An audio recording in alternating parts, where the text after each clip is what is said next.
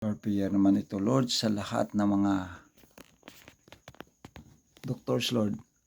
Bigyan mo sila, Lord, ng magandang katawan araw-araw upang mabilis ang kanilang paggamot ng mga pasyente sa loob, Lord, at makarecover kagad ang kanilang, Lord, mga kamay. Gagawin mo, Lord, na iyong kamay upang makasuccessful ang lahat ng mga pinaparahan nila ng mga pasyente at makarecover kagad sa masamang karamdaman, Lord. Lord, bigyan mo, Lord, ng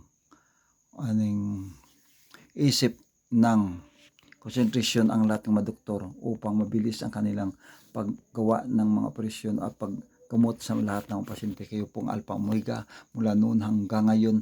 Alam namin kung minsan mayroong distracting sa loob ng mga ospital. Ito po ang Ardel 2024 nagdagdag puli ng prayer regarding sa mga doktor nga at sa loob ng ospital was out, Lord, ang mga evil spirit nga distract Lord sa loob ng mga ospital. Kayo po ang Alpha Omega. Kayo inasahan namin mula noon hanggang ngayon. Kayo po ang pusong may budhi at pinaka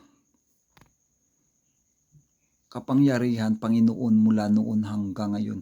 Kami po naniwala sa iyo ang lahat naming pinipray, pinagdasal, pinagtabuhan